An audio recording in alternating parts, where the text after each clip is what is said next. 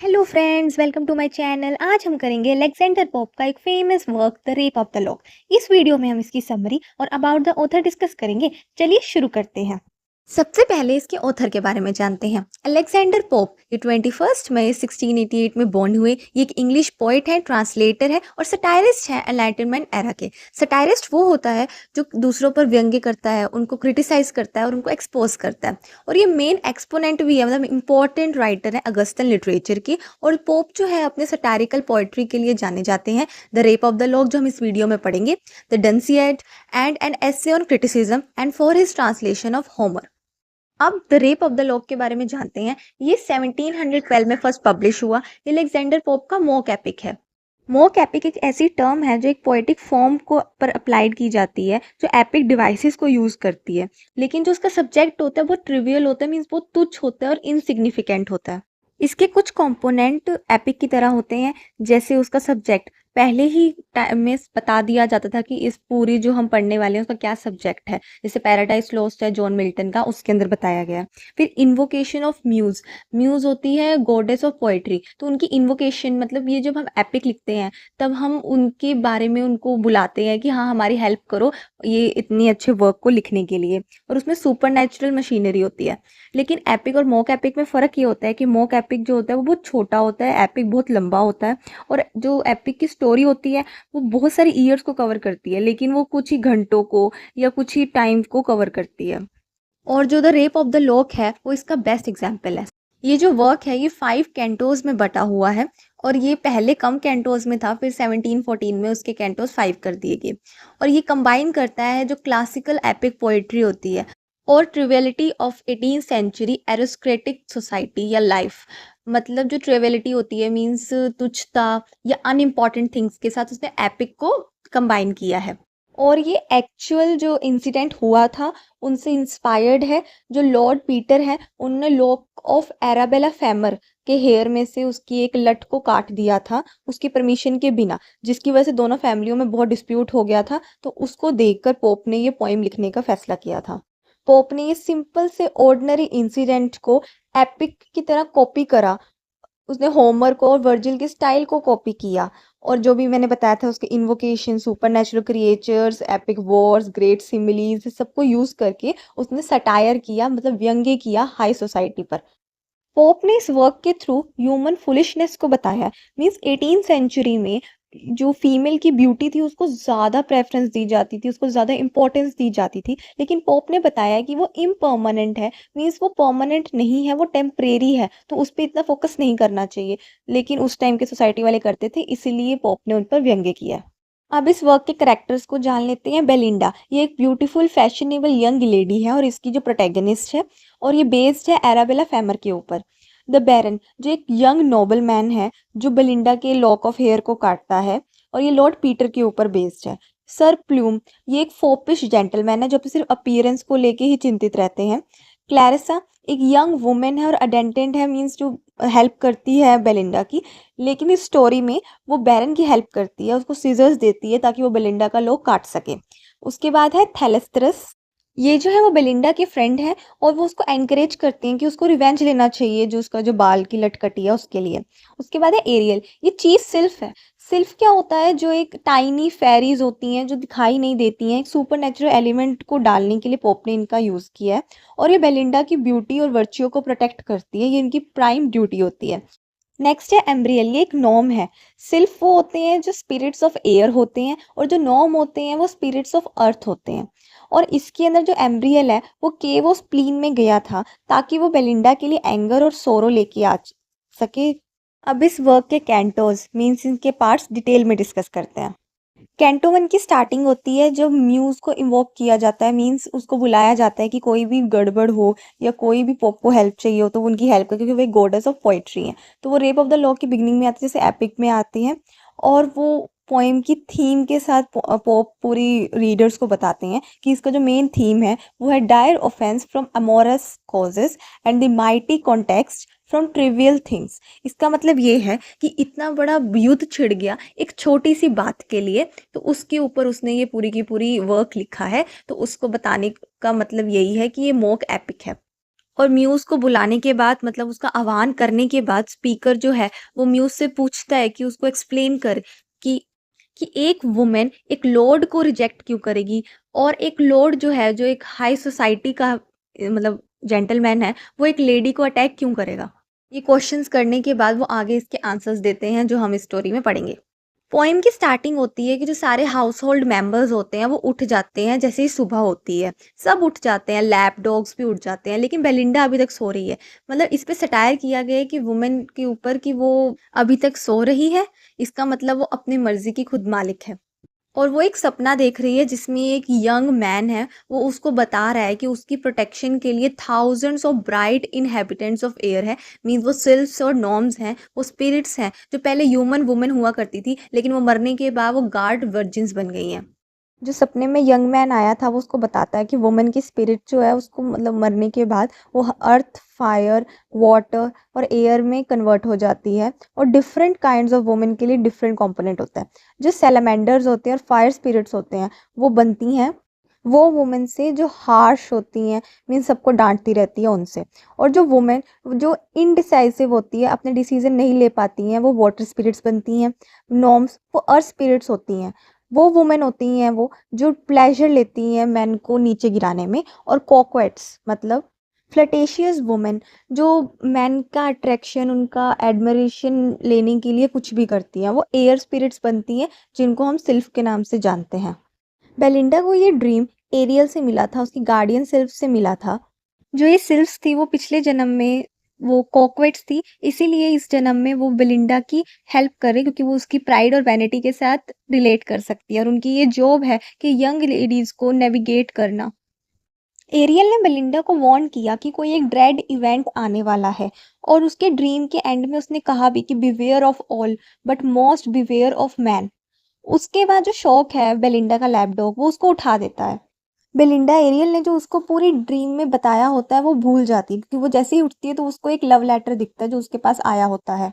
और जैसे ही बेलिंडा उठती है तो वो अपना मेटिकुलस टॉयलेट स्टार्ट करती है। टॉयलेट का यहाँ मतलब है to wash up and to do makeup.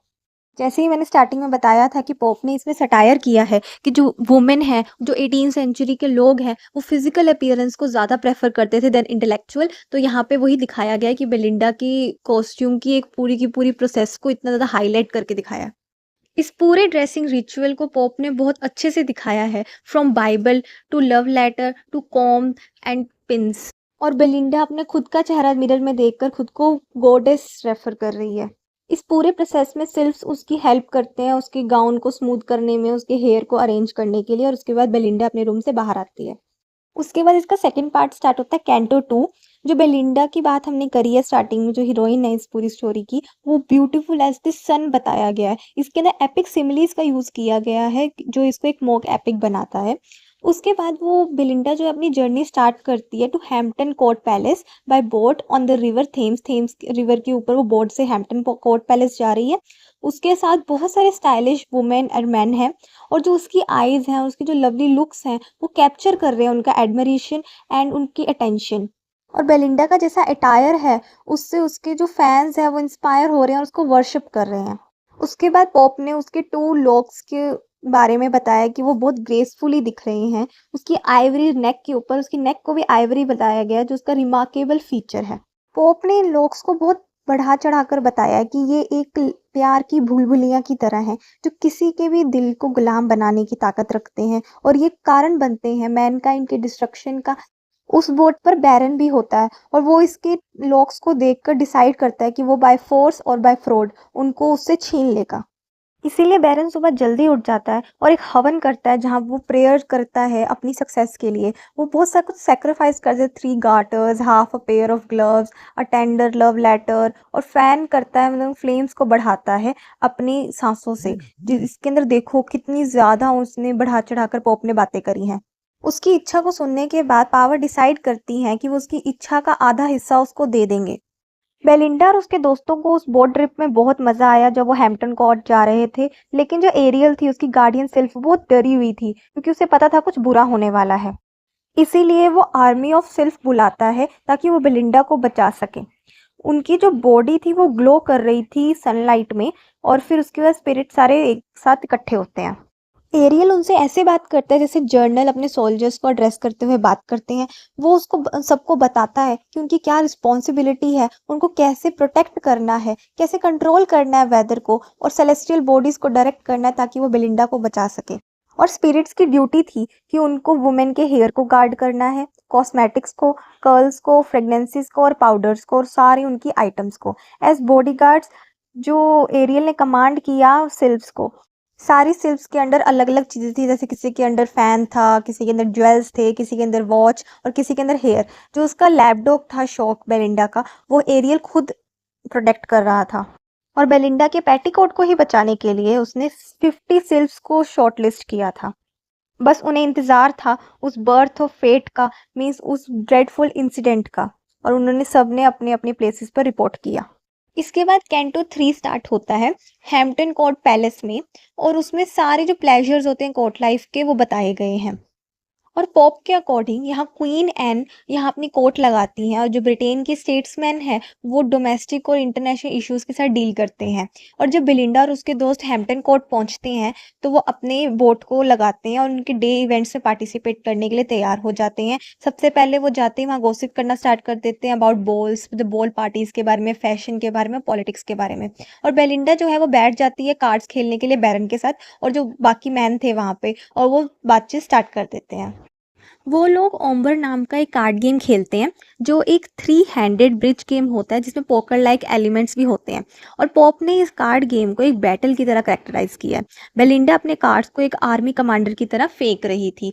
पहले तो स्टार्टिंग में वो जीत रही थी, पर अचानक से बेरन ने जब अपने क्वीन ऑफ स्पेड से उसके किंग ऑफ क्लब्स को हराने की कोशिश करी, और बेलिंडा ऑलमोस्ट हारने वाली थी।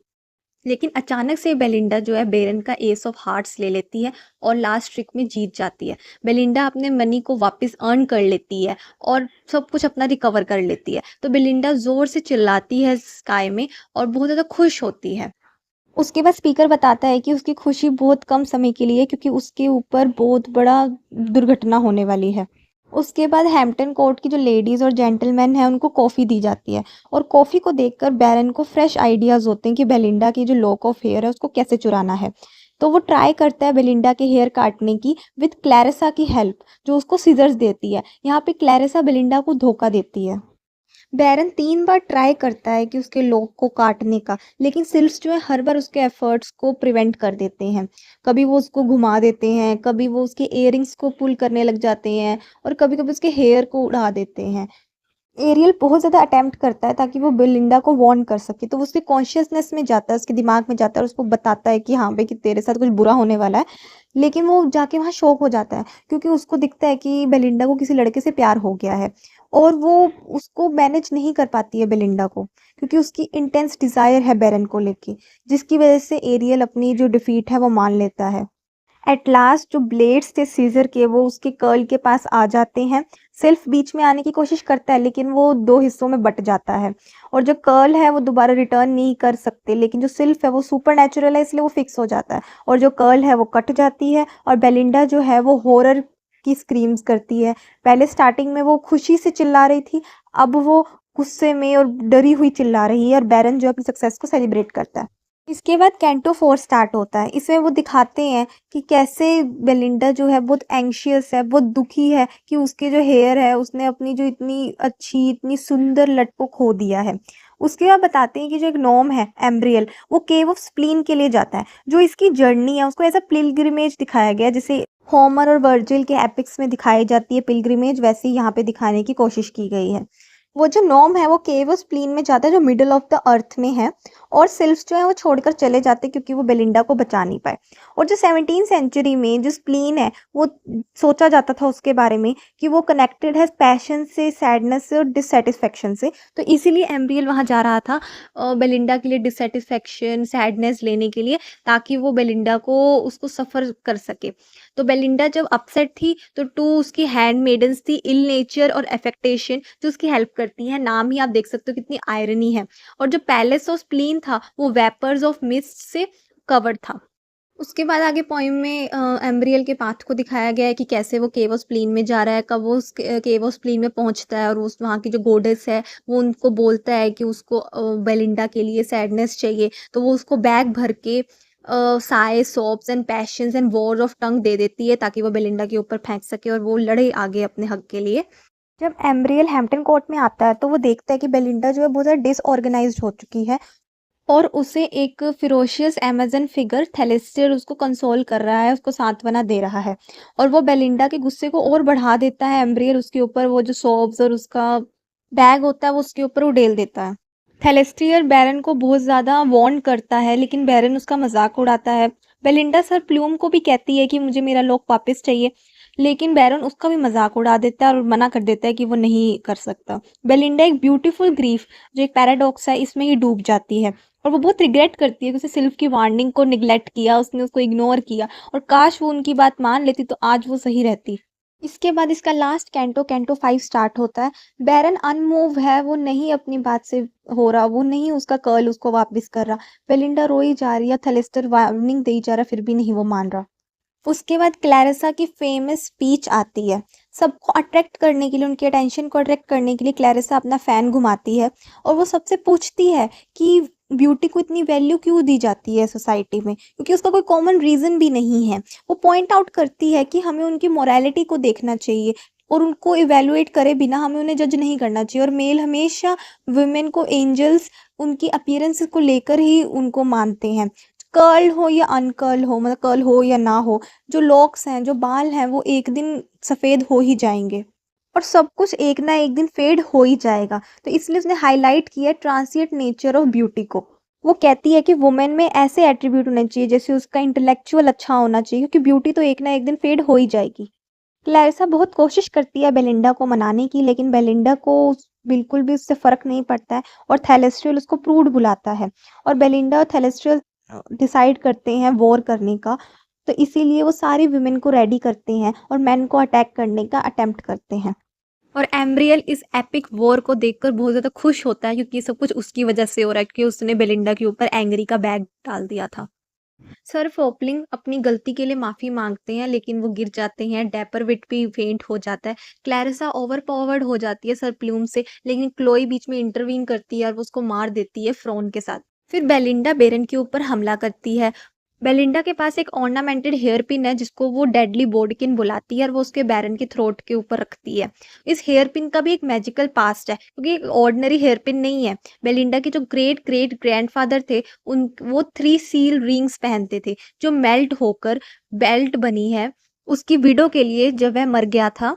और ये हेयर पिन बनने से पहले विसल था जो उसकी ग्रैंड मदर के लिए था, उसके बाद वो हेयर पिन बना उसकी मदर के लिए और अब बेलिंडा के पास है वो हेयर पिन।